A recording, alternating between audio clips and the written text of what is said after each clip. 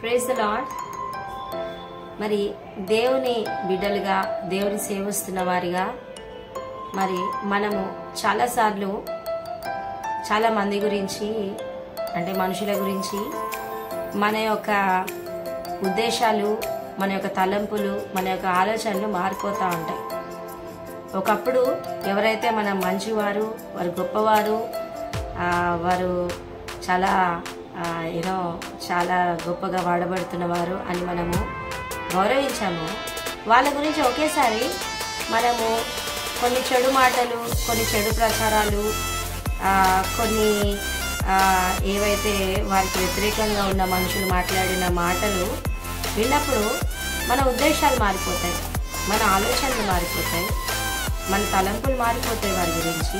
ఇంకా అప్పటి నుంచి వాళ్ళని మనము నీచంగా, అసహ్యంగా, మరి ఇట్లంట అట్లంట, మరి ఇదంట అదంట అని చెప్పి మనం వ్యతిరేకమైన మాటలు, ఏ నోరుతోనైతే మనము మంచి మాటలు మాట్లాడినామో వారి గురించి, అదే నోరుతో మళ్ళీ తిరిగి మనం ఏం మాట్లాడతామంటే వారి చరిత్ర ఇదంట పరిస్థితి అని చెప్పి మనమే చెడు ప్రచారం చేయడం స్టార్ట్ చేస్తాం.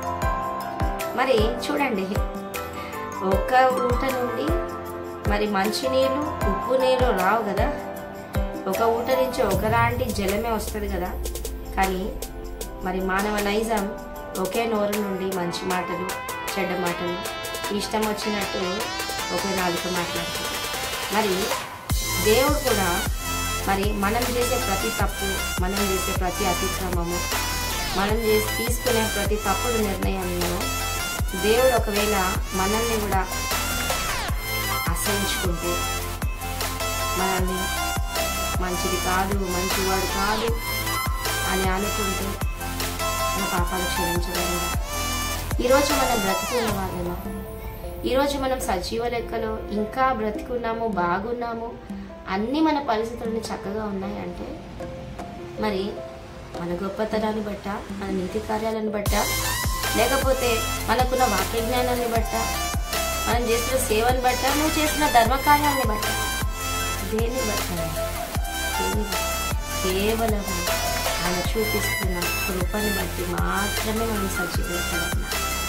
కాబట్టి మనము ఈ తత్వాన్ని మనం మార్చుకుంటే దేవుని బిడ్డలుగా మంచిది.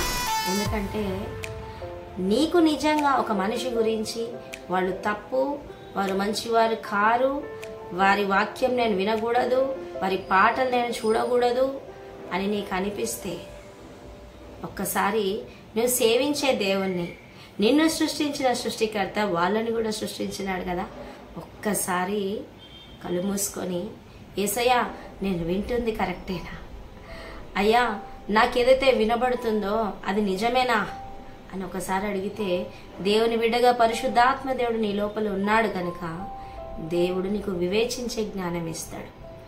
ఏది కరెక్ట్, ఏది అబద్ధం, ఏది సత్యం అసత్యం అన్నది నీకు దేవుడు వెల్లడిపరుస్తాడు. మరి ఆ రకంగా నువ్వు చేయకుండా మనుషుల మాటలకి, మనుషుల తప్పుడు ఆలోచనలకి నీవు మంచి వ్యక్తులని, మంచి సహవాసాన్ని, మంచి మనుషుల యొక్క ఆ యొక్క నడిపింపుని వదిలేస్తున్నావేమో జాగ్రత్త. కొన్నిసార్లు మనము వజ్రాన్ని వెతుకుతా వెళ్ళి రాళ్ళని తెచ్చుకొని మిగిలిపోతాం. అందులో వజ్రం ఏదో మనకు తెలియకుండా అయిపోద్ది. మరి నిజమైన వజ్రాన్ని వెతికేవారు చుట్టూ ఉన్న రాళ్ళని పట్టించుకోకుండా వాళ్ళ దృష్టి అంతా ఆ వజ్రం వైపే ఉంటుంది.